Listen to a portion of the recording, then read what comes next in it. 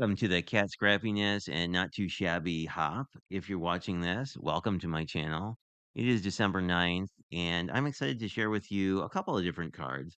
We're going to make one together. As you see, I have pre-cut everything and then talk about it. But what I used primarily for this was the Cafe Latte pattern paper, and there's coordinating ephemera as well, which has a lot of cute latte designs. And also has a bunch of sentiments, which I always like. I always find it like when you have a stamp set like this one that doesn't have sentiments, it's great to have something to add on. This is a really cool one as well. This mug is super easy to color because it's very like sketchy. As you can see, I'm not the world's best colorist, but this came out pretty good. And then you have a bunch of inserts you can use and some additional like greenery and floral pieces. This harkens back a lot to the summer coffee motif to me from that Cat Scrappiness box of the month, which was summer a couple years ago. Anyway, that ephemera maybe still be in the shop, which would probably match with this. I think this is also sized where you could use these as patterns on the cup, but I did something a little bit different. Now, I had picked up from Hobby Lobby some card bases where the corner was kind of mangled, and as you can see, there's a little bit of the brown color that bleeds out. So I used my Cat Scrappiness arch dies to make a shaped card, and we have a bunch of other arches we're going to use as layering pieces. But because I didn't scooch this over enough, we did cut the side. So I think the first thing we're going to do is we want to put that back together. This is just cut a single piece cut to 1 by 3.5 because I just used my mat to measure where the curve of the arch started. Oops. And I'm just going to, I just newly redid my glue, so it's a little bit Rana. We're gonna cover that all anyway, so it's not a big deal. Then I just scored it in the middle, and I didn't even fold it. I just folded it with my fingers. You could do a little bit more. Well, now, you could use your bone folder on this as well, which I'm gonna do just to make sure the glue is adhered. I'm using a bookbinding glue, so it grabs pretty quickly. Um, Jamie, I believe, also carries the Purely Arts glue, which also works fantastically. Anyway, so now we basically just have a binding on here, which I thought was cool because a lot of the other elements I'm going to use have a little bit of yellow in them. Yellow is used a lot in this pattern paper, as you can see. So the next thing I want to do is get our focal piece on. Now I'm just going to center this and glue it down. This is from the stamp set. I just colored this with a tri-blend and it colored up really quickly, but it seemed a little long to have on a video like this, especially since we're sharing a couple projects. If you guys are interested in seeing coloring in the future, let me know. I am more than happy to show it to you. And then we just go like that.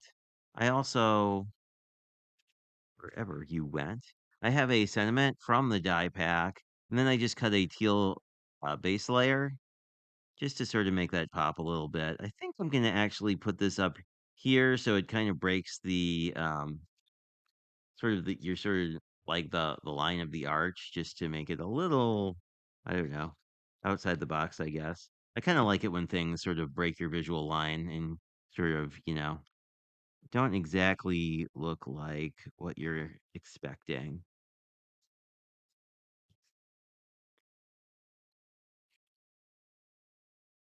And this one says, life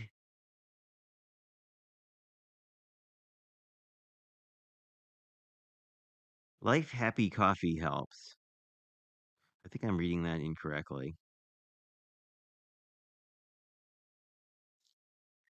but I think it is very cute. So I'm just going to have the corners poking up above this first arch, and then I'm just going to squeegee this down. Again, since basically all the card stock we're using is not coated, you can see how this um, binding piece really Really gives us a good sturdy card. And I did cut some craft pieces to go over this. Mostly, I don't know, it's a little funny because I had done this to sort of not throw out the card bases, but I wound up essentially covering the entire card base. So, um, the only thing here is I want to make sure I don't glue over the actual um, score line because that would make it hard to open the card. And this one got a little off center. Um, with any of this liquid glue, you usually have a little bit of working time, but especially if you're using a glue that grips quickly, you want to be a little bit careful. You can see I left the center line not covered. So now we basically have a craft card stock card that and really only on the back and a little bit of the front will the actual underlying card base show up. But since these are pieces of the card that are not going to move around, um, basically we should be good. Now, I could have left this just as is. Thought that this is actually, I think, designed mostly to be used as a single focal point, as you can see. It's sort of one of those patterns you get in one of those pages you get in pattern paper where basically you have they're more designed to be used as scene pieces. If you saw the live we did on how to actually, I guess that was a mystery craft along on this channel around doing the scene modified Z fold. It's very similar to that. Or I should say, these pieces are similar to the pieces we use there. And then I just cut one out of standard white cardstock. This is actually someone got as a gift. It's relatively thin, so again, this glue is going to grip pretty quickly. If you wanted to, you could certainly put some more ephemera here, but I kind of like this the way it is. I think this is cute. I think I'm going to do a few little boops of these cat scrappiness epoxy dots because they are some of my favorite because they're flat, so they don't cause any mailing issues. And I'm just going to do a little cluster of three here, basically to help pull some of this yellow to this side so this looks a little bit more balanced. And that's pretty much this card wrapped up. See the cover, the front here, and then the inside. I really like how this kind of pulls your eye here, and then you could write whatever message you want.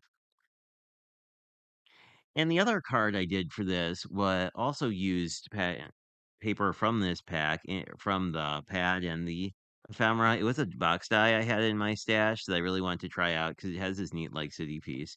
But anyway, this is the other card I made.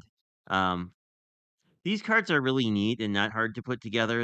I've got done some videos on how to do them without a die, but I very much like this die where you potentially have some because of how these side pieces are built, you can have the ability to sort of shift the actual bridge pieces up. I didn't really do that because I was kind of going for a city look, and I kind of like how this looks. Sorry about that. Looks a little different from different angles. But that was the other card I made. This one is using exclusively the not too shabby stuff, and this one is really showing off both some cat scrappiness dies as well as the pattern paper and the ephemera. And I don't know, I think these are both super cute, and I'm always happy for coffee as the theme. So I probably should mention a few things about the hop. There's a hashtag in both the description and the title. If you click on that, you'll get to all the videos in the hop. I and there should be information below regarding if any sort of giveaways associated with this hop. And I think there are a couple, and most of them I think are using Rafflecopter. But if I'm incorrect, information will be down below. So as usual, just check down there, and you'll also see other people on the hop. And I would encourage you to check out all their videos. So until we meet again, I hope you have a fantastic day.